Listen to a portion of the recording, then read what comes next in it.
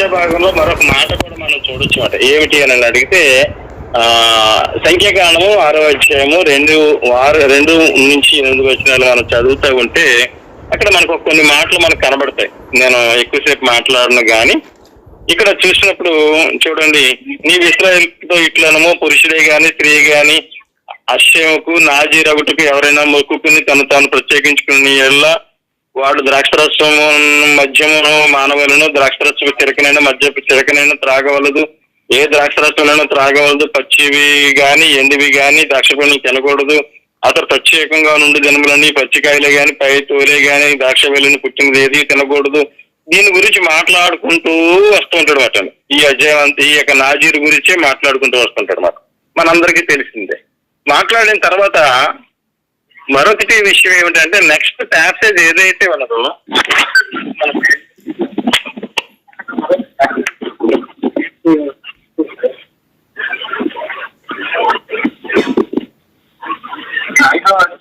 మొదట ఒక ప్యాసేజ్ ఉంటది. 5వ అధ్యాయం అయిపోయిన వెంటనే 6వ అధ్యాయంలో నాజీర్ అనే ప్రాసెస్. ఇక్కడ చూడండి, 5వ అధ్యాయంలో మాట్లాడుకుంటూ వచ్చింది ఎవరి గురించి మాట్లాడాడు అంటే, ఎవరి గురించి మాట్లాడాడు? 5వ అధ్యాయం కృష్ణ గురించి. ఆ తర్వాత వెంటనే ఎవరి గురించి మాట్లాడాడు అంటే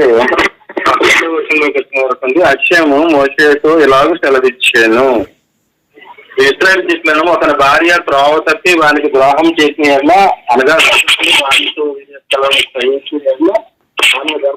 ఆ సంగతి తెలియక వాని కనులకు మరిగి ఉండేది అపవిత్రపరచబడిన సాక్ష్యం లేకపోయినాను, ఆమె పట్టబడకపోయినాను, వాని మనసులో రోషం పుట్టి అపవిత్రపరచబడిన తన భార్య మీద కోపపడిన లేక వాని మనసులో రోషము పుట్టి అపవిత్రపరచబడని తన భార్య మీద కోపపడిన ఆ పురుషుడు యాజకుని యొద్దకు తన భార్యను తీసుకుని వచ్చి ఆమె విషయమే తుమ్ముడు ఎవల పిండిలో 10వ వంతులు తేవాలి. ఇది మనందరికీ తెలిసిన ప్రాసెస్. ఏమిటి అంటే నీరు ఎవల పిండి తీసుకొస్తారు, తర్వాత మట్టి కొండను తీసుకొస్తారు, మట్టి కొండ తీసుకొచ్చి అందులో నీళ్ళేస్తారు. మరి ఆమెను ఏం చేస్తారు అని అడిగితే మరి ఈ విషయంలో మరి రోషం విషయంలో మరి ఆమె యొక్క నామాన్ని పరిశుద్ధ నామాన్ని చేర్పడానికి ఆమెను ఏర్పాటు చేసినట్టుగా చూస్తాం. అది అయిపోయిన వెంటనే ఏం చేశాడు అని అడిగితే 2వ ప్యాసేజ్ కింద నాజీర్ గురించి 6వ అధ్యాయంలో మాట్లాడుకుంటూ వచ్చాడు. అంతేనా? 2వ అధ్యాయం ఇక్కడ రబీలు మాట్లాడేది ఏమిటి అని అడిగితే ఎందుకు 2 అధ్యాయులు ఒకదాని తర్వాత ఒకటే చేర్చబడ్డాయి. 5వ అధ్యాయంలోనేమో మరి నమ్మకం లేని భార్య, 6వ అధ్యాయంలోనేమో పవిత్రముగా ఉండాలనుకునే ఒక నాజీరు వ్యక్తి గురించి ఈ మాటలు మనకు కనబడుతున్నాయి. ఎందుకు ఈ 2 విషయాలు పక్క పక్కన ఉన్నాయి? మరి ఈ విషయాల గురించి చూసినప్పుడు ఇక్కడ ఏమిటి అని అడిగితే ఇది స్త్రీ అపవిత్ర అంటే తన యొక్క భర్తను విడిచిపెట్టి వేరొక పనితో వెళ్ళి సైనించిన యొక్క స్త్రీ గురించి దాని గురించి చూసినప్పుడు ఆ ప్యాసేజ్ ఏమని పిలుస్తారంటే సోత అని పిలుస్తారు అన్నమాట. సోత అంటే అపవిత్ర అంటే నమ్మకముగా ఉండని స్త్రీ యొక్క గురించి చెప్పబడిన విషయాలు మాట అక్కడ రాయబడ్డాయి. అయితే తర్వాత ఇక్కడ రాయబడిన దీని గురించి మొక్కుబడిన దాని గురించి ఏమని పిలిచారంటే నాజీరు అని పిలిచారన్నమాట. విచిత్రం ఏమిటి అని అంటే పక్క పక్కన ఎన్నుకున్నాయి. మళ్ళా తర్వాత అంటే ఇక్కడేమో ఆడదాని కోసం రాయబడింది, ఇక్కడేమో మొక్కుబడి చేసుకునే వ్యక్తి గురించి రాయబడినట్లుగా చూస్తామట. అయితే ఇక్కడ ఏమైనా మాట్లాడుతున్నారంటే ఆమె ఏమవ్వాలంటే మరి she undergoes right bitter water should renounce wine. ఆమె ఏం చేయాలి అని అడిగితే అక్కడ చెప్పబడిన మాట. ఆమె ఏమవ్వాలంటే నీటి ద్వారా ఆమె వెళ్ళబడాలి అని చెప్పి మాట్లాడుకుంటూ వచ్చాడు అనమాట. ఆ నీళ్ళు ఆ స్త్రీకి తాగింపవలను. అతడు ఆమెకు ఆ నీళ్లు తాగించిన తర్వాత జరిగినది ఏమనగా అపవిత్రపరచబడి తన భర్తకు ద్రోహం చేసిన శాపం కలిగిన నీళ్లు చేదే ఆమెలోనికి చేరిన తర్వాత ఆమె కడుపును ఆమె నడుము పడిపోను. ఆ స్త్రీ తన జనుల మధ్య శాపముకు ఆస్పదంగా ఉండను. ఆ స్త్రీ అపవిత్రపరచబడిన పవిత్రలో ఎండిన ఎడల ఆమె నిర్దోషి గర్భవతి ఏగునని చెప్పుము. సో ఇక్కడ దీని గురించి మాట్లాడుకుంటూ వచ్చాడన్నమాట. అక్కడ తాగే నీళ్ళు వల్ల తను ఏమవుతుంది అని చెప్పు. ఇక్కడికి వచ్చే వరకు ఏమన్నాడు అని అడిగితే నాజీరుగా ఉండాలనుకున్న యొక్క వ్యక్తి ఉండవలసినది ఏమని చెప్పాడు అని అడిగితే తప్పనిసరిగా అతను వైన్ తాగకూడదు అని మాట్లాడుకుంటూ వచ్చాడు. దీని గురించి శ్రోత అనే గ్రంథంలో ఏం చెప్పబడింది? శ్రోత అనే 2A మరి విలియం డేవిడ్సన్ గారు ఏమని మాట్లాడారంటే, this abstention for wine was a protection of against sexual immorality. అంటే నిజానికి ఎందుకు నాజీరులైన అయ్యా తెలుసు ఇక్కడ రికార్డ్ అవుతుంది, ఫోన్ పెడతారు. నాజీరు తీసుకున్న ఏ వ్యక్తి అయితే తీసుకుంటాడో తీసుకున్న వ్యక్తి ఏమి తాగకూడదు అన్నాడంటే ద్రాక్ష రసం కానీ, ద్రాక్ష పళ్ళు కానీ, ద్రాక్ష తొక్కలు కానీ తినకూడదు అని మాట్లాడుకుంటూ వచ్చాడు. దాని గురించి ఏమై మాట్లాడుతున్నారంటే, నిజానికి కారణం ఎందుకు ద్రాక్ష రసం తాగకూడదు అని అడిగితే, while refraining from the cutting the hair restriction, నిజానికి తర్వాత తల వెంట్రుకలు కట్టించుకోకూడదు అని చెప్పబడింది అనమాట. ఎందుకు వస్తువు అని అడిగితే, మరి ఒక విధంగా చెప్పాలంటే దేవాలయం ఉండే దినాలలో ద్రాక్షారసము తాగిన వ్యక్తి ఏం చేస్తాడు అని అడిగితే కొంచెం అసభ్యంగా ప్రవర్తిస్తాడన్నమాట. అంతేనా? ద్రాక్షారసం తాగిన వ్యక్తి ఏమవుతాడు? అసభ్యంగా ప్రవర్తిస్తాడు. కాబట్టి పవిత్రుడిగా ఉన్నవాడు అసభ్యంగా ప్రవర్తించకూడదు, కాబట్టి ద్రాక్షారసం తాగకూడదు. రెండవది ఏమిటంటే, ద్రాక్షారసము తాగిన తర్వాత జరిగిన యొక్క పరిణామాల గురించి మనం ఆలోచించినప్పుడు, మొదటిగా మరి యొక్క నోవాహు గారు ఓడలోంచి బయటకు వచ్చిన తర్వాత ద్రాక్ష తోట వేశాడు అని మనం చదువుతాం. అక్కడ కూడా ఆయన ఏం చేశాడు అంటే ద్రాక్షారసము తాగినట్టుగా మనం చూస్తాం. తన కుమారుడు వెళ్ళి మరి యొక్క తన చెంగును కప్పినట్లుగా మనం చూస్తాం. సో ఇక్కడ కూడా ఏం జరిగిందంటే కామ సంబంధమైన కార్యాలు జరుగుతాయని అక్కడ అర్థమవుతుంది. రెండవదిగా ఈ ద్రాక్షారసం గురించి మనం ఆలోచించినప్పుడు, లోతు యొక్క కాలంలో లోతు తన కూతురుతో బయలుదేరి వస్తున్నప్పుడు లోతు కుమార్తెలు గత వారం మనం మాట్లాడుకున్నాం. ఏమన్నారంటే, మన తండ్రికి మద్యము తాగించి అని మాట్లాడతాం. మద్యము తాగించిన వరకు అతను ఏం చేశాడో తెలియలేదు అంటారు. అక్కడ ఏం జరిగింది? వ్యభిచారం జరిగింది. సో ఇక్కడ మనకి అర్థమయ్యే విషయాలు అంటే ఏమిటంటే, మద్యము దేనికి సింబల్ అని అడిగితే వ్యభిచారానికి సింబల్. మరి దేవునితో సహవాసం చేయాలనుకునే వ్యక్తి ఎందుకు మద్యాన్ని తాగకూడదు అని మాట్లాడుతున్నాడు అంటే, అతడు వ్యభిచారిగా మారిపోయే కారణం ఉంది కాబట్టి మద్యానికి దూరంగా ఉండమని చెప్తున్నాడు.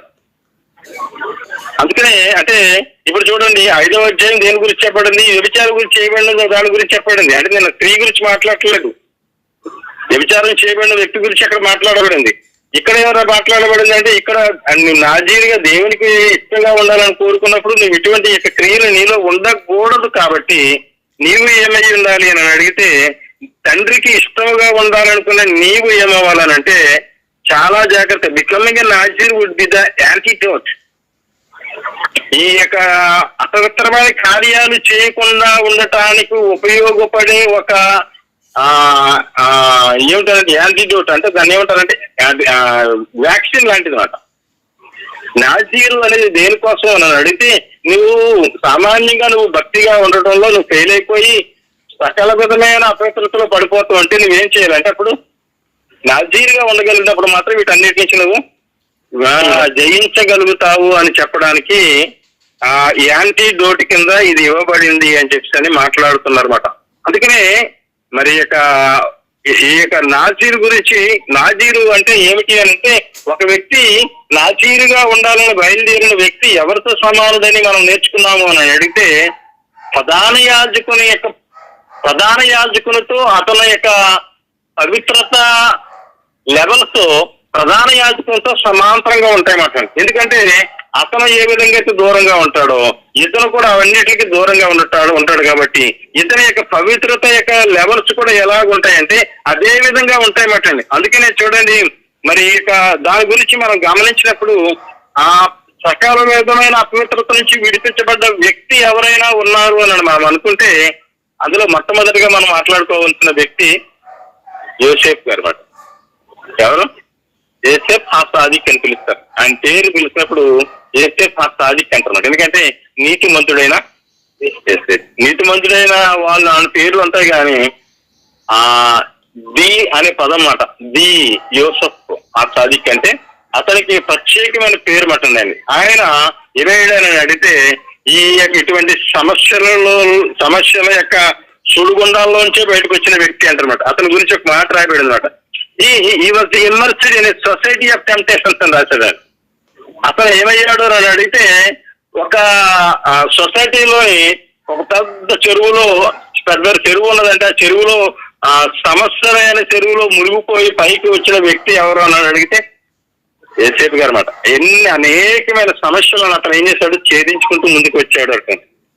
సో అందుకనే అతని గురించి మాట్లాడుతూ మాట అంటాడనమాట. ఆదికాండం 49 వచ్చి 20 వచ్చి అంటాడు, నీ తండ్రి దీవెనలు నా పూర్వీకుల దీవెనల పైన చిరకాల పర్వతముల కంటే హెచ్చుగా ప్రబలమగును. అవి యేసేపు తల మీదను తన సహోదరుల నుండి వేరుపరచబడిన వాని నడినెత్తి మీదను ఉండును అని అనమాట. వేరుపరచబడిన అనే పదానికి ఒరిజినల్ గా ఏమి రాబడిందంటే అఖావ్ నజీర్ అనే పదం వాడబడింది. వేరుపరచబడిన పదానికి ఏంటంటే అఖావ్ నజీర్ అంటే ఏ వ్యక్తి అయితే లోకం నుంచి వేరుగా ఉండి దేవుని కోసం జీవిస్తాడో ఆ వ్యక్తి ఎవరు అని అడిగితే అఖావ్ నజీర్ వేరు చేయబడి దేవుని కోసం నిలబడే వ్యక్తి మాట. ఆ విధంగా నిలబడిన లోకములో తన కుటుంబంతో మరి చివరికి ఎవరితోనైనా సరే వేరు చేయబడి వాక్యం కోసం నిలబడిన వ్యక్తి ఎవరు అని అడిగితే మరి యేసేపు గారు ఆ విధంగా నిలబడ్డారు అని మనం చూస్తామన్నమాట. పరమ తండ్రి స్తోత్రం. హల్లెలూయా హల్లెలూయా హల్లెలూయా హల్లెలూయా హల్లెలూయా. నేను చెప్పాలని నాకు ఆశ ఉన్నా కానీ మీకు వినాలనే అంత మరి ఓపిక మీకు ఉండదు కాబట్టి నేను సాధ్యమైనంత వరకు నేను ముగించేస్తాను. ఇంకొక అరగంట నేను మీతో మాట్లాడతాను, నేను ఇష్టపడతాను. అయితే ఈ యొక్క పర్షా భాగంలో రెండో యొక్క బాటను మనం రెండో దాని గురించి మనం చూస్తే ఇందాక మనం చదువుకున్నాం. సంఖ్యాకాండం 4:21 నుంచి 7:89 వరకు చూసుకుంటే ఈ యొక్క నాశో భాగం మనకు కనబడుతుంది. అందులో ముఖ్యమైన భాగం ఏమిటి అని అడిగితే ఈ యొక్క 5వ అధ్యాయంలో 12వ వచనం నుంచి 24వ వచనం వరకు మనం చదివినప్పుడు ఆ యొక్క అవిశ్వాసం కలిగిన రల్లి అంట ఎవరు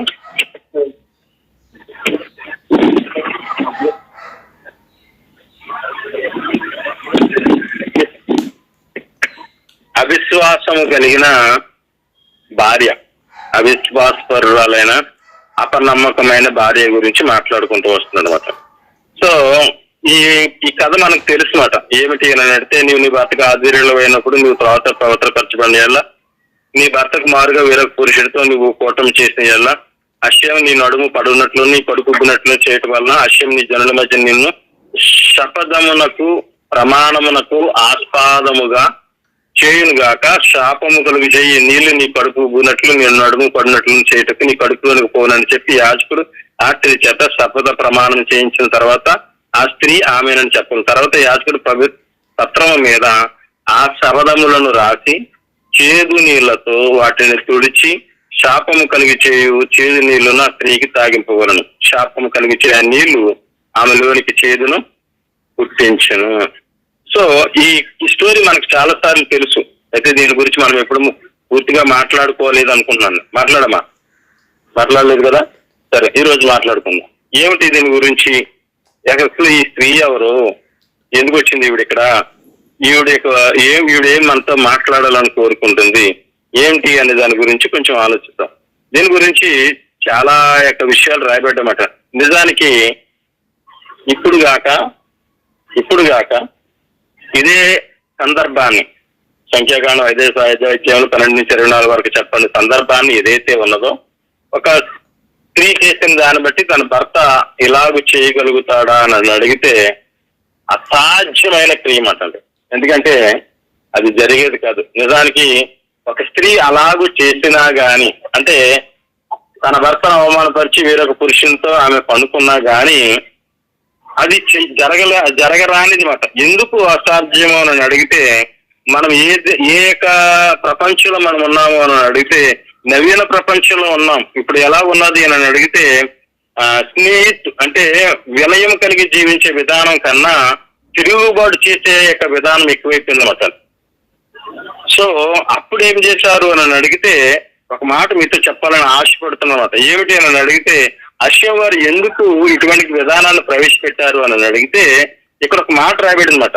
దిస్ ఈజ్ ఏ ప్రివెంటివ్ లా అన్నాడు అనమాట. అంటే ఇది ప్రివెంటివ్ లా. ఏదైనా పాపం జరుగుతున్నప్పుడు ఆ పాపాన్ని నిరోధించడం కోసం తయారు చేయబడిన రాజ్యాంగం ఇది. That instills in the value of the find marriages together. అంటే కుటుంబాలు సంతోషంతోనూ ఒక విలువైన విధానంలో నడవటం కోసం ద్వారా ఏం చేస్తుందంటే ఇటువంటి దానిని ప్రవేశపెట్టింది అన్నమాట. ఇది స్త్రీని అవమానపరచాలని కాదు, కానీ స్త్రీ యొక్క కుటుంబము, ఒక స్త్రీ యొక్క కుటుంబం, ప్రతి తల్లికి ప్రతి ఒక్క స్త్రీకి పెళ్ళైనప్పుడు తనకు కుటుంబం ఉంటది. ఆ కుటుంబం ఎంత గొప్పదో తెలియబడాలంటే ఆమె ఎంత నమ్మకంగా ఉండాలో అనే దాని గురించి వివరించబడిన యొక్క ప్యాసేజ్ కింద దీన్ని మాట్లాడుతున్నారు అన్నమాట. ఇంకా దీని గురించి చూస్తే ఏమని చెప్పారు అంటే నిజానికి ఇది అంతా చేయగలుగుతాడా అని అడిగితే, సపోజ్ ఒక ఆయన ఉన్నాడు, పెళ్లి చేసుకున్నాడు, ఒక అందమైన భార్యను పెళ్లి చేసుకున్నాడు. అతనితో వాళ్ళిద్దరూ కలిసి తాగుతున్నారు. ఓ బాబో పాపో ఎవరో ఒకరు పుట్టారు. పుట్టిన వరకు ఉండి అతనికి తన అందమైన ప్రేమించే ప్రేమ గల భార్య మీద అనుమానం వచ్చింది. ఎందుకంటే ఆమె నమ్మకాన్ని కోల్పోయింది, వేరే వ్యక్తితో తిరుగుతున్నది. అటువంటి పరిస్థితుల్లో ఆ వ్యక్తి నా భార్య తప్పు చేసింది అని తీసుకువెళ్ళి యాజకుడి దగ్గర తీసుకెళ్ళగలుగుతాడా? తీసుకెళ్ళిన వరకుండి ఒకవేళ కాక అక్కడ ఆమె తప్పు చేసే ఉంటే ఆవిడ చచ్చిపోతుంది అక్కడ, నో ప్రాబ్లం. ఒకవేళ కాక ఆవిడ తప్పు చేయకపోతే 10 మందిలో తీసుకొచ్చి పెట్టినందుకు ఈమె అతనితో మరలా తిరిగి కాపురం చేసే అవకాశం ఉందా? లేదు. సో అంటే ఏమిటంటే చాలా మరి ఇవన్నీ జరిగితే అది జరిగేది కాదు అటండి. అంటే ఈ విధంగా జరిగితే కాక ఒకవేళ కాక ఆమె కాక తప్పు చేస్తే ఆ తప్పు చేసిందని చెప్పడానికి 2 సాక్షులు అవసరం ఉంటుంది. ఎందుకంటే ఆమెను కొట్టి చంపాలంటే తప్పనిసరిగా కావాలి. ఆ సమయంలో మరి ఆవిడ ఏమవుతున్నది కాదు అని అనుకుంటే ఆవిడ ఏం చేస్తా నువ్వు నన్ను 10 మందిలో పెట్టు కాబట్టి నేను ఉండలేనని చెప్తాను. ఆవిడ ఏం చేస్తుంది అంటే వదిలే నాకు అని చెప్తే నేను వెళ్ళిపోతానని నా బ్రతుకు. ఈ రోజుల్లో అయితే నా బతుకుతో నేను చూసుకుంటాను, నన్ను నేను ఎక్కడికో పోయి ఎవరికో ఉంటాను అని చెప్పి వెళ్ళిపోయే అవకాశాలు కూడా ఉన్నాయి. అందుకనే నిజానికి ఎందుకు దీనిని అనుమతించాడు పరమతండ్రి గారు? రబ్బీ ఐజయా హోరోవిట్స్ గారు చాలా అద్భుతమైన ఒక విషయాన్ని చెప్పారన్నమాట.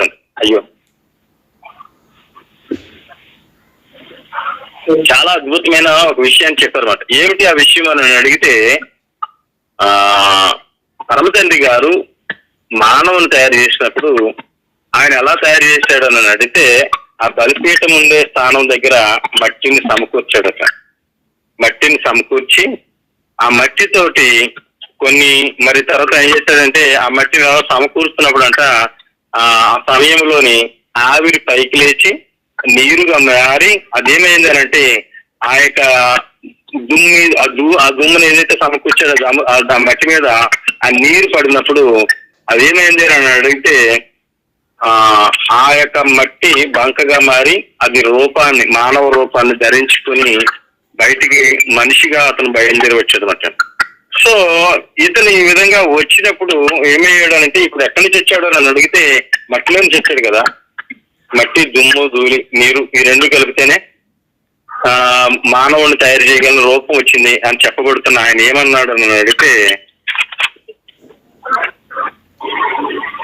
దాంట్లోనికి ఏం చేశాడంటే విలువైన ఆయన మరి యొక్క జీవం గల శ్వాసను అతను దానిలోనికి ఊదినప్పుడు అతడు జీవించిన నరుడిగా మార్చబడ్డాడు. ఎప్పుడైతే అతను పాపం చేశాడో మరలా అతను ఏమవ్వాలి అని కోరుకున్నాడు అని అడిగితే అదే మట్టి కుండను తయారు చేసి దానిలో నీళ్లు పోసి ఆ నీళ్లు ఆ పాపం చేసిన వ్యక్తికి ఎందుకు ఏమన్నాడు అంటే మళ్ళా ఆవిడ ఏమవ్వాలంటే తప్పనిసరిగా మరలా అదే ఏ మట్టి నుంచి తయారు చేయబడిందో అదే మట్టికి ఆమె వెళ్ళిపోవాలని కోరుకున్నాడు. When a man become a corrupt and sinned, he became a vessel of earthenware on account of this dust contained in the material he was made of.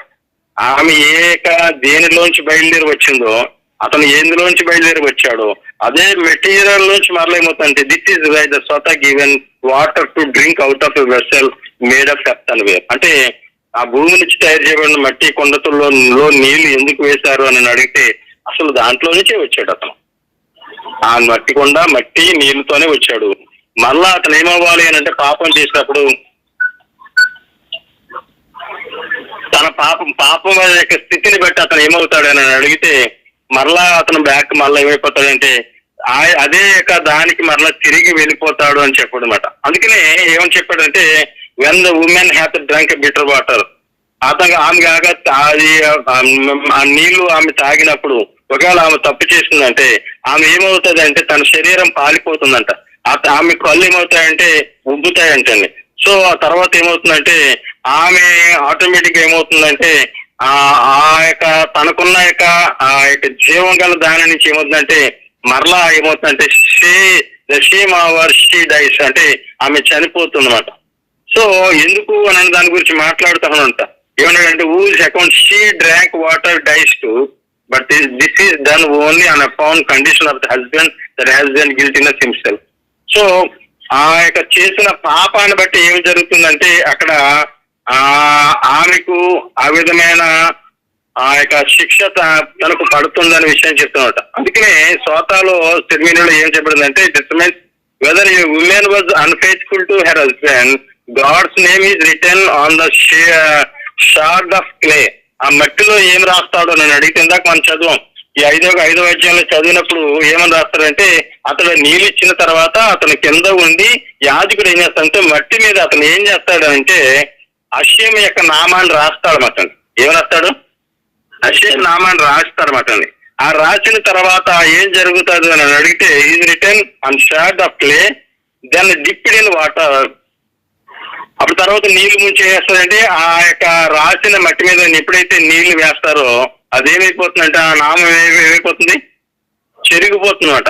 తండ్రి యొక్క నామాన్ని చెరిపిన దానిగా ఆమెకు ముద్ర వేయబడుతుంది. తర్వాత ఆమె చనిపోతుంది అనే విషయాన్ని మనం చూస్తామట. సో బాగానే ఉంది ఈ స్టోరీ, మనం చూసాము. ఈ స్టోరీ యొక్క ఉద్దేశం ఏమిటి అనే దాని గురించి ఆలోచిస్తే దీని యొక్క లోతైన భావము చాలా లోతుగా ఉంటుందన్నమాట. ఎందుకు ఏ విధంగా ఉంచబడింది అని అడిగానే ఈ యొక్క యెషువా మెషియా వారు ఈ యొక్క కాలంలో కూడా ఒక మరి యొక్క స్త్రీని తీసుకొచ్చినట్లుగా మనం చూస్తాం. యోహాను సువార్త 8వ అధ్యాయంలో మనం ఆ యొక్క దాన్ని చూస్తామట. తెల్లవారగానే యెషువా తిరిగి దేవాలయంలోకి రాగా ప్రజలందరూ ఆయన ఎదుగు తిరిగి వచ్చింది కనుక ఆయన కూర్చుని వారికి బోధించింది. శాస్త్రుల పరిశీలన విచారం పట్టబడే ఒక స్త్రీని తోడుకుని వచ్చి ఆమె మధ్యన నిలబెట్టి బోధకుడా ఈ స్త్రీ వ్యభిచారం చేయించుండగా పట్టబడును, అట్టి వారిని రాళ్ళతో రువి చంపవలని ధర్మశాస్త్రంలో మోషి మనకు ఆజ్ఞాపించింది కదా, ఆయన నువ్వేమి చెప్పుచున్నావని ఆయనను అడిగిరి. ఆయన మీద నేల మోపాలని ఆయనను శోధించి చిలా అడిగిరి. అయితే యెషువా వంగి నేల మీద వ్రేలితో ఏమో రాయిచుండెను అన్నాడు. ఇది ఎప్పుడు జరిగింది ఈ కార్యక్రమం అని అడిగితే ఎప్పుడు జరిగిందంటండి? ఉదయకాలంలో జరిగిందని రాశాడు. తెల్లవారుగానే యెషువా తిరిగి దేవాలయంలోనికి రాగా అని రాబడి అనమాట. అంటే తెల్లవారు దేవాలయానికి రాగా అంటే కారణం ఎందుకు అని అన్నాడు అని అంటే అంతకు ముందు రోజే ఆయన ఏం చేశాడంటే అదే దేవాలయంలో మరి యొక్క పరశాల పండుగలో ఓషణ రబ్బ అనే దినాన్ని ఆయన వారితో మాట్లాడాడు అనమాట. ఎక్కడ ఉండి మాట్లాడాడు అంటే స్త్రీల యొక్క ప్రదేశంలో, స్త్రీలు ఉండు ప్రదేశంలో, ఉమెన్స్ కోర్ట్ అనే ప్రదేశంలో ఉండి ఆయన వారితో మాట్లాడినట్టుగా చూస్తాం. అందుకని ఏమన్నాడంటే తిరిగి దేవాలయంలోనికి రాగా అని మాట్లాడుకుంటూ వస్తున్నాడు అనమాట. దాని గురించి అది అయితే ఆ యొక్క ఈ టెస్ట్ లో మరి చాలా విషయాలు మరి కొన్ని చోట్ల మిస్ అయిపోయినాయి అని చెప్పి మాట్లాడుతుంటారు. మరి ఆ విషయాల గురించి నేను ఇప్పుడు ఏం మాట్లాడాలనుకోవట్లేదు, ఎందుకంటే ఇది చాలా పెద్దగా ఎక్కువగా అవుతుంది కాబట్టి తొందరగా ముగించాలి. కాబట్టి ఆయన రాస్తున్నాడు అనమాట. ఎక్కడ రాస్తున్నాడు? వేలితోటి నేల మీద ఆయన ఏదో రాస్తున్నాడు అని రాయబడింది. ఆ తర్వాత ఏం జరిగిందంటే 8వ అధ్యాయం 6వ వచనంలో చూస్తే అక్కడ ఏమో రాయబడిందంటే Yeshua stooped down and wrote on the ground with his finger. ఆయన మాట్లాడడం ముగించేసంటే కిందకి వంగి తన చేతితో ఏం చేస్తాడు? ఆయన ఏదో రాస్తున్నాడు అని రాయబడింది అనమాట. నిర్గమకాండం 8:19 చూడగా ఈ మనకు అక్కడ ఏం కనబడుతున్నట్టు శతనుగా దైవశక్తి అని ఫరోతో చెప్పి, అయితే అశ్యం చెప్పినట్లు ఫరో హృదయం కఠినమైన అతడు వారి మాట వినకపోయాను. తెలుగులో మనకి వేరుగా ఉంది కానీ, అయితే 19 ఏమని రాయబడిందంటే, then the magician said to Pharaoh, this is the finger of God అని రాయబడింది అన్నమాట. ఇది దేవుని యొక్క వ్రేలు అన్నారన్నమాట. ఎక్కడ అని అడిగితే ఐగుప్తు దేశంలో అశ్యం చేసిన కార్యాలు ఇది ఎవరు చేశారు అని అడిగితే దేవుని వ్రేలు అన్నారన్నమాట. ఏమన్నారు? దేవుని వేలు అన్నారు. ఇక్కడ కూడా మనం చూసినప్పుడు ఆయన వేలుతో ఏదో రాస్తున్నాడు అన్నమాట. లోకాసువార్త 11:20 కూడా చూసినప్పుడు, నేను దేవుని వ్రేలుతో దెయ్యములను వెళ్ళగొట్టుచున్న ఎడల నిశ్చయముగా దేవుని రాజ్యం మీ యొద్ద ఉన్నదని ఆయన సెలవిచ్చినాడు అన్నమాట. అంటే ఇక్కడ దేవుని వ్రేలు అనేది చాలా ఇంపార్టెంట్ వాక్యం అటండి. ఎందుకు అని అడిగితే ద్వితీయోపదేశకాండం 9:10 అప్పుడు దేవుని వేలుతో రాయబడిన 2 రాతి పలకలను అశ్యం నాకు అప్పగించును, మీరు కూడి వచ్చిన దేవన ఆ కొండ మీద అగ్ని మధ్యనండి అశ్యం మీతో పలికిన వాక్యములన్నీ వాటి మీద ఉండేను అని రాయబడింది అన్నమాట. సో ఈ వేలు ఏమిటని అడిగితే మరి యెషూవా వారు కూడా ఏం చేస్తున్నారంటే వేలుతోనే రాస్తున్నారు అన్నారు రాయబడింది అన్నమాట. ఆయన రాస్తున్నప్పుడు అది దేనికి సాదృశ్యంగా ఉన్నది అంటే దేవుని వేలుకు సాదృశ్యంగా ఉన్నది అన్నమాట. అందుకనే ఆయన ఒక మాట చెప్తాడనమాట, you shall not commit adultery అంటాడనమాట. నీవు వ్యభిచారము చేయవద్దు అంటాడనమాట. సో ఎప్పుడైతే మరి ఈయన ఏం చేస్తున్నాడు అని అంటే చాలా మంది ఏమనంటారంటే ఏం రాస్తున్నాడు అని అడిగితే ఆయన రాసినది ఏమిటి అని అడిగితే కింద వంగిని ఆయన వేలుతో రాస్తున్నది ఏమి రాస్తున్నాడు అంటే వ్యభిచారం చేయొద్దనే మాటనే రాస్తున్నాడు హిబ్రూలో అనమాట. ఎందుకు రాస్తున్నాడు అని అడిగితే యాజకుడు కూడా ఆ వ్యభిచారం చేసిన స్త్రీని తీసుకొచ్చినప్పుడు ఆమెకి ఆ నీళ్లు తాగించిన కొండలో నీళ్లు తాగించిన తర్వాత అతను ఏం చేస్తాడంటే నేల మీద ఏం చేస్తాడంటే అతను కూడా ఏం చేస్తాడు దేవుని నామాన్ని రాస్తున్నట్లుగా మనం చూస్తాం. దీనిని బట్టి మనకు అర్థమయ్యేది ఏమిటంటే ఒక అనుమానిత భార్య ఆ విధంగా మనం చేసినప్పుడు ఏం జరుగుతుందంటే యాజకుడు కూడా యథావిధిగా వంగి పవిత్ర స్థలం నేల నుండి దుమ్ముని సేకరించి దాని మీద నీటి మీద ఏం చేస్తాడంటే ఆ తర్వాత ఏదో రాస్తాడు, తండ్రి యొక్క నామాన్ని రాస్తాడు.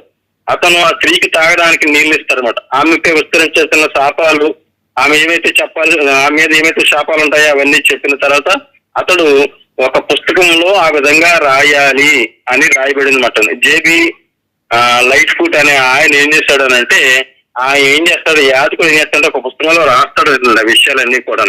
అదే విధంగా మన రక్షకుడు కూడా ఏం చేశాడంటే వంగి ఉన్నాడు అనమాట. నేలనే తన పుస్తకంగా చేసుకుని అతను దుమ్ములో ఏదో రాశాడు. నిస్సందేహంగా అతను ప్రయత్నించాలని నిర్ణయించుకున్న నిందితులకు వ్యతిరేకంగా యాజకుని ఒక పుస్తకంలో విచారణకు గురి కావాల్సిన స్త్రీకి వ్యతిరేకంగా రాసినట్టుగా మనం చూస్తామట. మనం అంటే ఏమి జరిగింది అని అంటే సేమ్ అదే జరిగినట్టుగా ఎక్కడ ఆ యాజకుడు ఏ విధంగా అయితే రాశాడో అందుకని ఈయన కూడా అక్కడ అందుకుని రాశాడు అనమాట. ఎందుకు రాశాడో అని మనకు అర్థం కాదు. కారణం ఏంటంటే ఇక్కడ యాజకుడు కూడా వంగి అతను రాయాలి, నేల మీద రాయాలి. అందుకని ఇక్కడ ఈయన కూడా వంగి నేల మీద రాసినట్లుగా చూస్తామట. తర్వాత ఆయన్ని అడిగారన్నమాట, the request of by this group scribes and Pharisees was not in any real interest of justice. నిజానికి ఆమెకి ఏదో అక్కడ న్యాయం జరగాలనే ఉద్దేశంతో ఆయన వారిని అడగలేదు. వీళ్ళు శాస్త్రుల పరిచయాలు ఎందుకు అడిగారు తెలుసా? అదేమో అప్పటికే యెరూషలేమేమో రోమీల చేతిలో ఉంది.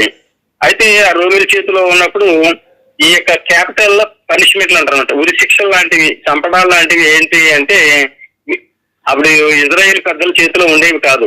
ఎవరు చెయ్యాలి? రోమా ప్రభుత్వమే చెయ్యాలి. చివరికి యెషూవాను చంపడానికి కూడా రోమా పిలాతు దగ్గరికే వెళ్ళారు. అంటే వీళ్ళకి అధికారం లేదు చంపడానికి.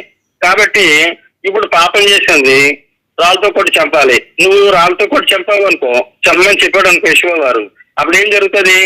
రోమా ప్రభుత్వానికి వ్యతిరేకంగా తప్పు చేశారు కాబట్టి ఊరిని చంపేస్తారు. అప్పుడు వీళ్ళకి బాధ వదిలిపోతాను అనుకున్నారు. ఒకవేళ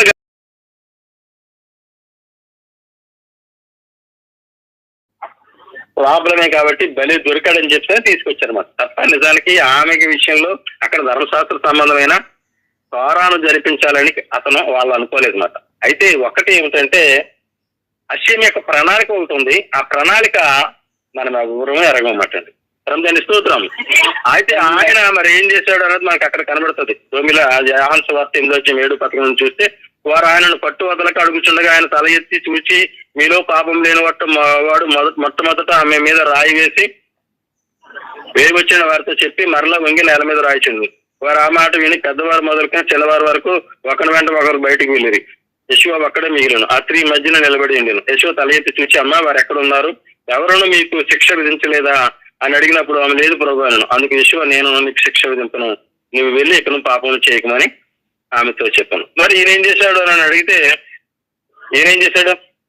శిక్షించలేదు. కానీ శిక్షించాలా లేదా అన్నది మనకు తెలియదు. శిక్షించాలని మనం అనుకుంటాం, కానీ ద్వారా చెప్తుందా మనం అనుకుంటాం, కానీ ఏం జరిగిందన్నది మనకు అర్థం కాదు.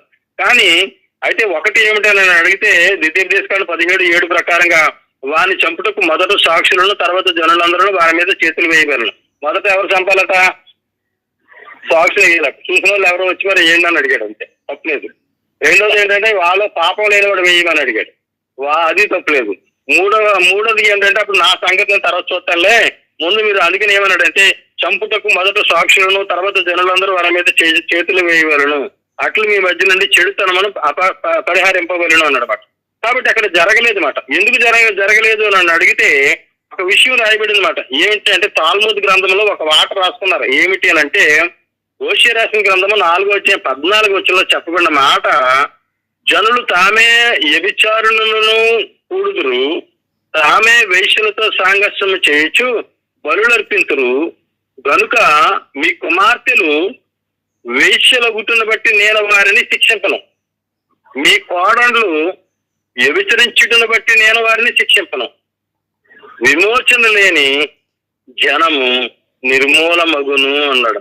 దీనిని బట్టి వాళ్ళు ఏమన్నారు అని అంటే, జక్కయ్య గారు when adulterous multiplied the ceremony of a bitter water was discontinued and it was Yochanan ben Zakkai who discontinued it, as it is said.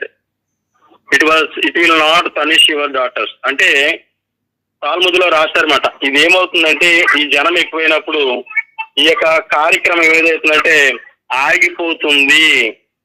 Rabi యోఖనాన్ Ben జక్కయ్య గారు ఏమన్నారంటే, దీన్ని ఆపేశాము, ఎందుకంటే ఇది జరగదు. కారణం ఏంటంటే, అశ్యం వారే సెలవిచ్చారు అన్నమాట. జనాలు పెరిగిపోయినప్పుడు ఏమవుతుందంటే ఇది ఆగిపోతుంది.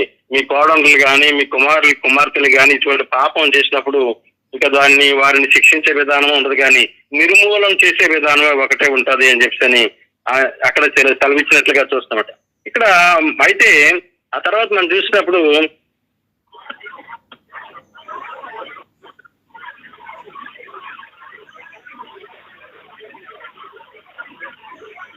యెషూవ మెస్సీ వారు తీసుకునే నిర్ణయం చాలా విచిత్రంగా ఉంటది అన్నమాట. వాళ్ళందరికీ ఆశ్చర్యం వేసింది అన్నమాట. ఎందుకు అని అడిగితే, వాళ్ళు ఆ వ్యక్తిని తీసుకొచ్చారు కానీ ఈయన ఏమి చేయలేదు. కానీ ఏమి చేయకోకుండా ఆయన మాట్లాడిన మాటలు ఏమని అంటే వాళ్ళకి భయం పుట్టించినాయి మాట. అందుకనే ఆయన మాట్లాడిన మాటలు, you have brought this adulterous woman to be judged by me, నా చేత మీరు తీర్పు తీసుకొచ్చారు. I will therefore govern myself according to the rule of trying such bitter waters. నేనైతే మరి ఈ యొక్క బిటర్ వాటర్ యొక్క విధానంలో నేను చేయడం కాదు కానీ అని చెప్పి ఏం చేశాడంటే, the women upon whom jealousy is brought, తీసుకొచ్చిన ఆమె విషయంలో ఆయన ఏం చేశాడనంటే, ఆయన ఏదైతే చెయ్యాలని కోరుకున్నాడో చేసుకుంటా ఆయన ఆమె మీద దయను చూపించినట్టుగా మనం చూస్తామట. అయితే ఒకటి ఏమిటని అంటే, ఒక మాట ఇర్మియా రాసిన గ్రంథం 17:13 అంటాడు, ఇశ్రాయేలుకు ఆశ్రయమా అశ్యం, నిన్ను విసర్జించే వారందరూ సిగ్గునందురు, నా ఎడల ద్రోహం చేయవారు అశ్యమైన జీవము జల ఓటను విసర్జించినారు కనుక వారు ఇసుక మీద పేరు రాయబడిన వారుగా ఉందురు అని రాయబడింది అన్నమాట. ఎందుకు ఈ మాటలు రాయబడి అని అడిగితే, కారణం ఏమిటి అని అడిగితే, ఏ విధంగా ఇసుక మీద రాయబడిన వారుగా మీరు ఉండిపోతారన్న మాట మీకు ఏమైనా అర్థమైందా? అంతేనా? ఇంతవరకు నేను చెప్పింది ఏంటో అర్థం కాలేదా? ఇసుక మీద ఎవరు రాస్తారు అని అడిగితే వ్యభిచారం చేసిన స్త్రీ రాస్తారు. మీరు ఇసుక మీద రాసిన వారుగా మిగిలిపోతారు అని అడిగితే మీరు వ్యభిచార స్త్రీగా మీరు ఉండిపోతారు, మీరు సిగ్గు నొందుదురు. ఎందుకు అని అడిగితే మీరు విసర్జించబడిన వారుగా మీరు ఉంటున్నారు అని ఇక్కడ క్లియర్ గా చెప్తున్నమాట. యోహాను సువార్త 7:52-8 చూసినప్పుడు మనకు అక్కడ కనబడిన ఈ వ్యభిచారమైన స్త్రీ మరి ఒకటి ఏమిటి అని అడిగితే, ఆమె ఉదయ కాలంలో మరి ఈ కార్యక్రమం జరిగినట్టుగా మనం చూస్తామట.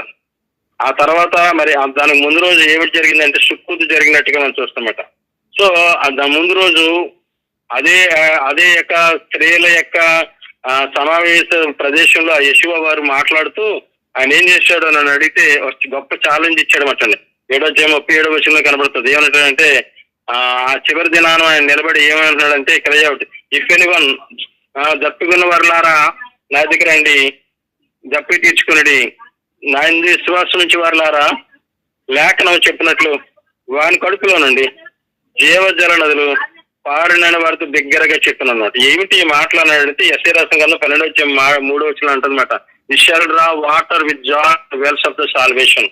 అంటే యెషూవ యొద్ద నుంచి మీరు జీవజలం నీళ్లు మీరు చేదుకుంటారు అనే మాటని అక్కడ యెషయా రాసిన గ్రంథం 12 మాటలో రాయబడింది అనమాట. ఆ నీళ్లు తీసుకుంటాక రండి అని అంతకుముందే చెప్పాడు. ఆ తర్వాత రోజు ఏమైందంటే వాళ్ళు ఏం చేస్తారంటే ఒక స్త్రీని తీసుకొచ్చారనమాట. ఆ స్త్రీని తీసుకొచ్చి అక్కడ నిలబెట్టినట్లుగా మనం అక్కడ చూస్తున్నమాట. అయితే ఎవరి స్త్రీ అనేదే మనకి కావాలి. ఇక్కడ చివరిగా నేను ముగించేస్తాను. ఎవరి స్త్రీ అనే దాని గురించి చూసినప్పుడు ద్వితీయోపదేశకాండం 9:17 చూసినప్పుడు అక్కడ 17 అప్పుడు నేను ఆ 2 పలకలను పట్టుకుని నా 2 చేతులలో నుండి మీ కన్నుల ఎదుట వాటిని క్రింద పడవేసి పగలగొట్టి తిని అంటున్నాడు మాట. ఎప్పుడు మీరు బంగారు దోణ చేసుకుని మీరు బయలుదేరి దాన్ని పూజ చేస్తుంటే నాకు ఏమనిపించింది అంటే కోపం వచ్చి ఆ రాతి పలకలను పట్టుకున్నాడు. ఇప్పుడు దేవుని పలకలు, దేవుని నామం ఉన్న పలకలు తీసుకుని ఏం చేశాడనంటే ఆయన మీ కన్నుడి ఎదుట వాటిని కింద పడవేసి పగలగొట్టాడు అన్నమాట. 21 చూడండి. అప్పుడు మీరు చేసిన పాపమును అనగా ఆ దూడను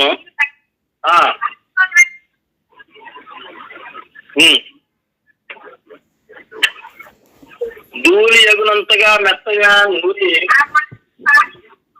ఆ కొండ నుండి పారుయేటిలో ఆ ధూళిని పారబోసి తిని చాలు. నిర్గమకాండం 32 వచ్చాము 20 వచ్చేలో కూడా చూడండి.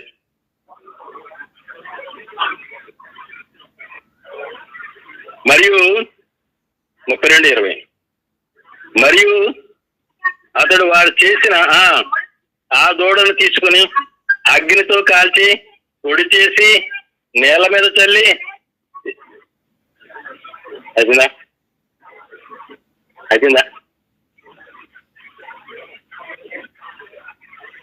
అయిపోయిందా ఏం జరిగింది అని అడిగితే వీళ్ళు పాపం చేసిన తర్వాత దాన్ని ముక్కలుగా చేసి మట్టిగా చేసి ధూళిగా చేసి దానిని తీసుకు ఆ కొండ మీద ఉన్న పారే నీటిలో ఇది కలిపేసి వదిలేస్తే కిందకు వచ్చిన వరకు ఉంది.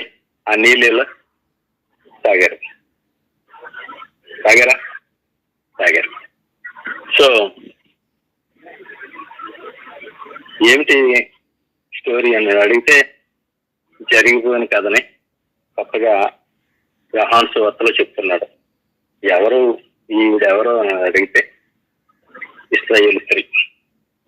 ఏమిటి ఈవిడ చేసిన పాపం ఏంటంటే ఆమె అక్షేమిక నమ్మకంగా లేకుండా మరొక పురుషునితో, ఇశ్రాయేలు అనే స్త్రీ మరొక పురుషునితో అంటే మరొక దేవతతో వెళ్ళి మరి వ్యభిచారం చేయడాన్ని బట్టి మొదటిసారిగా మోషే గారే ఈ యొక్క పవిత్ర జల నీళ్లు అంటే కొండలోంచి నీళ్లు తీసి తాగించడం అనే కార్యక్రమాన్ని ఆయన జరిగించినట్లుగా మనకి ఇక్కడ చాలా స్పష్టంగా మనకి. అందుకని ఆ స్త్రీ ఇశ్రాయేలు ప్రవక్తలందరూ చెప్పినట్లుగా ఆమె నిజంగానే నమ్మక ద్రోహమైన వధువు, మరి అందుకని ఏమని మాట్లాడాడు అంటే ఆమెను నిందించేవారు ఆమెను చుట్టుముట్టారు అన్నాడు. ఆమె నిందించే వాళ్ళు అందరూ ఏం చేస్తారు?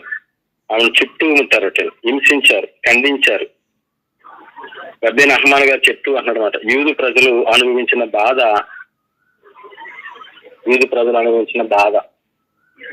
శ్వాత వంటిది అని. యూదు ప్రజలు అనుభవించిన బాధ శ్వాత వంటిది అన్నాడు. అంటే అర్థం ఏంటంటే ఇశ్రాయేలు ప్రజలు దేవుని నామము నిమిత్తము ప్రపంచంలో ఏ విధమైన బాధను అనుభవించారంటే ఒక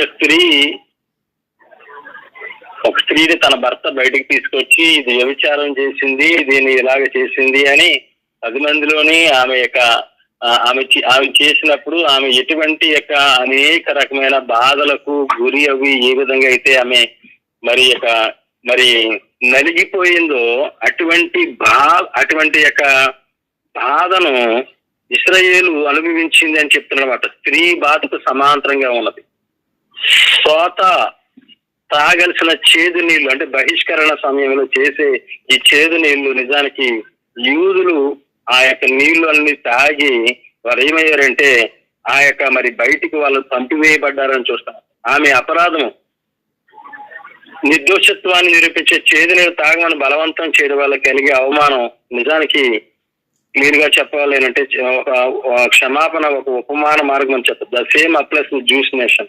Despite their suffering throughout the exiles, the bitter waters they have drunk serve to make the Jew fertile and to grow physically, financially and spiritually.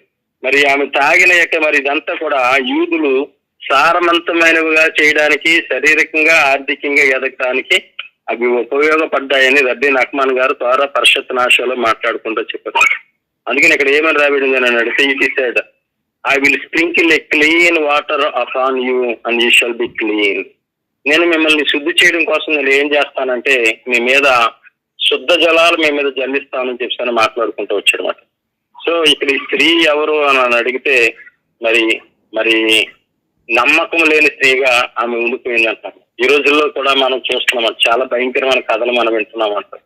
ఏమిటి అంటే మరి చాలా మంది కుటుంబ విలువలను విడిచిపెట్టేసి వాళ్ళు ఏమైపోతున్నారు అంటే కుటుంబ విలువ, భర్తకు భార్య నమ్మకంగా ఉండడంలో ఫెయిలైపోతున్నారు, భార్యకు భర్త నమ్మకంగా ఉండడంలో ఫెయిలైపోతున్నారు, భార్య భర్తల మధ్యన ఉన్న బంధాన్ని గుర్తించడంలో ఫెయిలైపోతున్నారు, భర్తని భార్య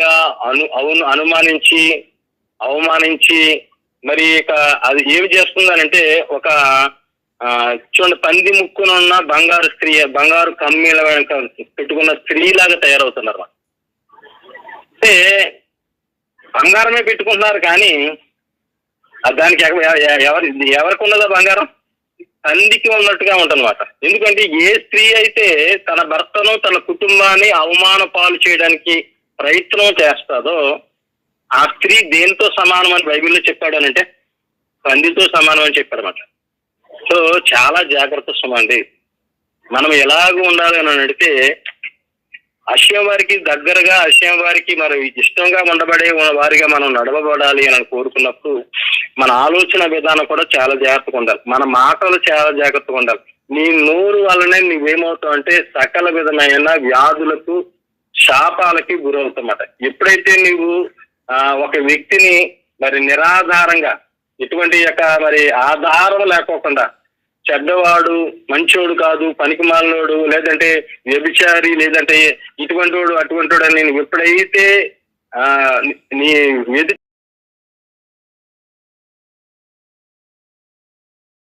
వ్యక్తిని వెలివేయబడను.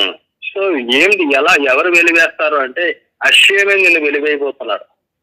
నీ ఆలోచన విధానం నువ్వు మార్చుకోకపోతే, నీ నోటికి నువ్వు ప్లాస్టర్ లాంటిది వేసుకోవడం నువ్వు నేర్చుకోకపోతే. ఈ రోజు కూడా చాలా మంది విశ్వమిష నామంలో ఉన్న బిడ్డలు కూడా ఏమైపోయారంటే చాలా భయంకరమైన నోరు మాట, అనికిమాలిన వాగుతూ ఉంటారు భర్తల మీద అబండాలు వేస్తూ. సో నేను నా నోటితో మాట్లాడకూడదు, అట్టి వాళ్ళకి పరమ తండ్రి పైనుంచి భయంకరమైన శిక్షణ వేస్తాడు. జాగ్రత్త. ఎందుకంటే నువ్వేది చూడుకోకుండా నీవు ఎదుటి వ్యక్తి మీద నిందలు వేయకూడదు, నువ్వు చూసినా వేయకూడదు నిజానికి, ఎందుకంటే అది లక్ష్యనార అవుతుంది కాబట్టి.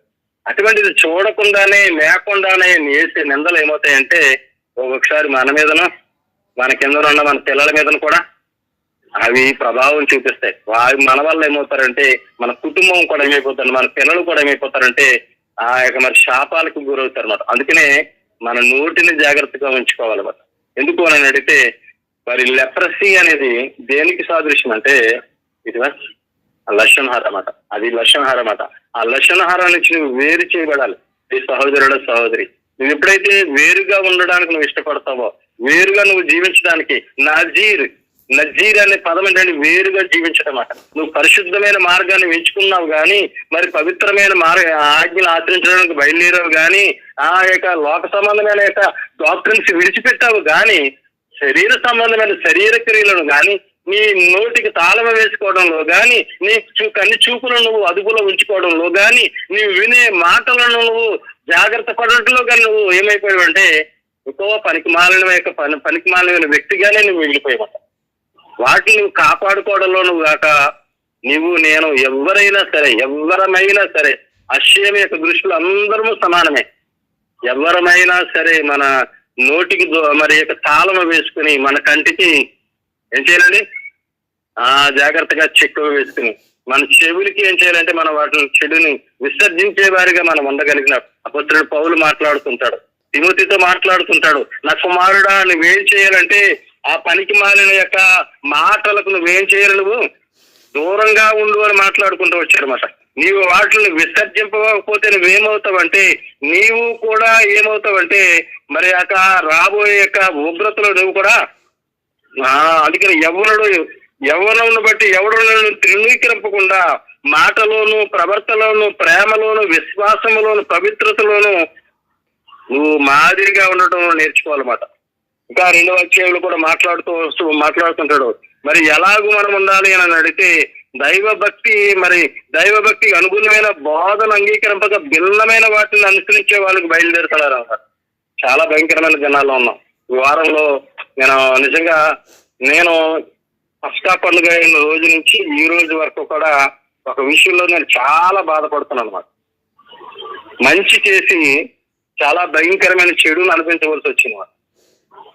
చాలా భయంకరమైన స్థితిలో ఉన్నాం. ఈ సహోదరులారా, అది మీ ఇంట్లో జరుగుతుందేమో జాగ్రత్తగా చూసుకోండి. ఎందుకంటే మనం ఎలాగ ఉండాలి అనే దాని గురించి మాట్లాడుతూ అంటాడు, అన్న వస్త్రము గలవారమై ఉండి వాటితో తృప్తి పొందదము. మనం ఏమై ఉండాలంటే ఈ లేనిపోని వాటి కోసం బయలుదేరి వెళ్ళి మనము మన జీవితాన్ని, మన కుటుంబాలని పాడు చేసుకోకుండా చూసుకోవాల్సిన బాధ్యత మనది. ఎందుకంటే మరి ఏమై ఉండాలంటే ప్రతి విషయంలోనూ మనం ఏమై ఉండాలంటే భయభక్తులు కలిగి జీవించే వారిగా మనం ఉండాలి. పక్కన ఈ సహోదరుడా, నేను ఎందుకు మాట్లాడుతున్నాను అంటే నాకు గుండె చాలా బాధతో ఉంది. గత 57 దినాల నుంచి కూడా నేను కొన్ని యొక్క విషయాలు, సమాజంలో జరుగుతున్న భయంకరమైన విషయాలు నేను విన్నప్పుడు నాకు బాధ కలిగింది అన్నమాట. వీళ్ళు ఏమవుతున్నారు అని అడిగితే పనికి మాలిన మాటలు మాట్లాడుకోవటం, ఫోన్లు తీసుకుని పనికి మాలిన మాటలు మాట్లాడుకుంటున్నారని విన్నాను. చాలా జాగ్రత్తగా ఉన్నాడు మీరు సహోదరులతో. అందుకని నేను నేను పండగ అయిన వెంటనే నేను మాట్లాడింది ఏంటంటే ఎవరు అడ్రస్లు తీసుకుని ఎవరితోనే మాట్లాడకండి. ఓన్లీ జూమ్ లో మాత్రమే మనం కలుసుకుని, జూమ్ లో మాత్రమే మనం బలపరచబడేవారిగా ఉండాలేను. కారణం ఏమిటంటే అపవిత్రత అనేది ఎలాగూ ఏ విధంగా మన మధ్యకి వస్తుందో మనకు తెలియదు. కాబట్టి దయచేసి సమాజాల వారందరూ జాగ్రత్తగా సహకరించాలి. మనం అందరం కూడా ఏమై ఉండాలంటే భయం కలిగి ఉండాలి. అందుకని ఇక్కడ ఏమన్నాడంటే మరి యొక్క కుష్టి రోగి అయినను, త్రావం గలవాడైనను, సభముల ముట్టుటి వాడు అపవిత్రుడైన వాడిని వెలివేయండి అంటారన్నమాట. అపవిత్రత నుంచి ఉన్న యొక్క స్థితిలో నుంచి మనమేమవ్వాలంటే బయలుదేరి అశ్యముతో కలిసి ఉండేవారు. అందుకని మనం ప్రకటన రాస్తాం 21-26 వచ్చిన మనం చూసాం. ఏమని చెప్తున్నాడండి అక్కడ? ఏమి ఉండదంటే అటువంటి అపవిత్రుడు ఒక్కడైనను మన మధ్యన, అటువంటి వాడు ఒక్కడైనను అంటమాట. అటువంటి వాడు ఒక్కడైనను మన మధ్యలో నిషిద్ధమైనది ఏదైనాను, అసహ్యమైనది ఏదైనాను, అబద్ధమైనది ఏదైనాను జరిగించి వాడు ఎవ్వడూ కూడా లోపలికి మనం ఎలా ఉండాలంటే, లోపలికి ప్రవేశించాలంటే అటువంటి వాటిని మనం విడిచిపెట్టేవారుగా మనం ఉండాలి. నువ్వు అబద్ధాలు మాట్లాడుతున్నావు, జాగ్రత్త. పరమ తండ్రి నీ నోటికి ఆయన ఏం చేస్తాడు? శిక్ష విధిస్తా. ఒకవేళ కాక నువ్వు అబద్ధాలు మానుకోకపోతే, లేనిపోని వార్తలు పుట్టించి నువ్వు సమాజాన్ని పాడు చేస్తున్నావు, జాగ్రత్త. ఒకవేళ అటువంటి వాటిని నువ్వు చేస్తే నువ్వేమవుతావు అంటే సమాజాన్ని పాడు చేసిన శిక్ష నీ కుటుంబాన్ని మీద వస్తుంది. మనం చాలా జాగ్రత్తగా ఉండాలి. ఎందుకంటే ఇక్కడ చాలా స్పష్టంగా చెప్తున్నాడు అన్నమాట. మనము జీవ గ్రంథంలో రాయబడిన వారి దానిలో ప్రవేశించరు. నిషిద్ధమైనది ఏదైనాను, అసహ్యమైనది ఏదైనాను, అబద్ధమైన దానిని జరిగించి వాడేవాడను దానిలోనికి ప్రవేశింపరు. కాబట్టి ప్రియ సహోదరి నిజానికి పాపం ఎప్పుడు కూడా స్త్రీ ద్వారానే వస్తుంది. కాబట్టి స్త్రీలు చాలా జాగ్రత్తగా ఉండాలి. అంటే స్త్రీలు మంచోళ్ళు అని కాదు, వాళ్ళ బలహీనులు అని చెప్తున్నాను అంతే. వారి ద్వారా ప్రవేశిస్తుంది. కరోనా ఎవరి ద్వారా వస్తుంది అంటే ముసలి ద్వారా వస్తుంది, వాళ్ళు బలహీనులు కాబట్టి. అలాగే త్వరగా పడిపోయే మనస్తత్వం ఎవరిదంటే, అందుకనే ఏమై ఉండాలంటే చాలా జాగ్రత్తగా కలిగి ఉండాలి. నాశో యొక్క పరిషత్ బాగా ఏం చేస్తుందంటే, వెలివేయబడే వారిలో మనం ఉందామా, వెలివేయని మరి యొక్క మెస్సియా రాజ్యంలో ఉండేవారుగా, అబద్ధమైనది కానీ, నిషిద్ధమైనది కానీ, అసహ్యమైనది కానీ దేనిని ఎవడో కలిగి ఉండడంటే అట్టి వారిగా మనం ఉండడానికి ప్రయత్నం చేద్దామా. అట్టి విధంగా మనం ఉండడానికి మన తండ్రి మనం నడిపించును గాక. మేము ప్రార్థన చేసుకుందాం. మహోన్నత మహాధికారి జీవాధిపతి జీవగల తండ్రి, భూమి ఆకాశంలో సృష్టించిన సృష్టికర్త, తమ పరిశుద్ధమైన నామాన్ని బట్టి మీకు స్తుతులు స్తోత్రం చెల్లిస్తున్నాం తండ్రి. గతించిన కాలం అంతట్లో కాచి కాపాడి కృపల భద్రపరిచి చక్కటి షాబోత్ పండుగనిచ్చి మీ అందరూ ఆనందించి సంతోషించుకునే భాగ్యం దయచేసి షబాతులు నడిపించి షబాతులు మేము మహింపరుచుకుని కనపరుచుకునే బిడ్డలకు మమ్మల్ని నడిపించినందుకు స్తోత్రం తండ్రి. ఇప్పుడు వచ్చిన బిడ్డలందరూ బట్టి మీ స్తోత్రం, వాక్యం ఇచ్చిన ప్రతి ఒక్క బిడ్డను బట్టి మీ స్తోత్రం. అది ప్రతి ఒక్క బిడ్డని మీరు దర్శించి దీవించి నడిపించండి.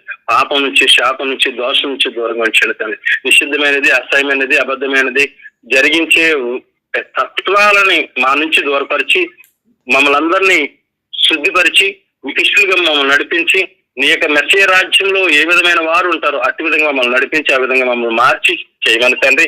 అయ్యా మేము మానవ మాత్రమే మేము పడిపోతూ ఉంటాం తండ్రి. మమ్మల్ని సరిచేసి మీ ఇష్టలుగా నడిపించి మీ చిత్తాన్ని జరిగించేవారుగా, పరిశుద్ధమైన క్రియలు జరిగించే పనివారిగా మమ్మల్ని నడిపించమని, అట్టి పనిముట్లుగా మమ్మల్ని మార్చి నడిపించమని, ఓడి వచ్చిన బిడ్డలందరినీ మీరు దర్శించి నడిపించమని సహాయం ఇచ్చేమని సమస్త మహిమ గంతములకు ఆర్పిస్తూ యెషూవంశీ వారి పరిశుద్ధమైన నామం అడిగి వేడుకుంటున్నాం పరమ తండ్రి. అందరికీ సెలవు అండి. పాడు పాడిన వాళ్ళ చదువు అందరికీ సెలవు. Thank you. అనంతం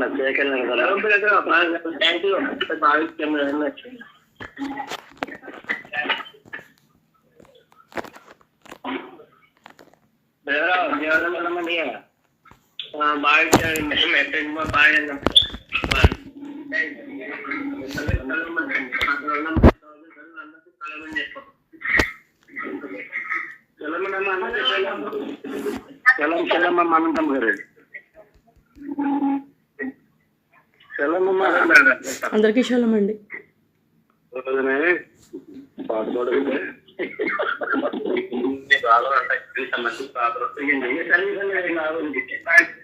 అదే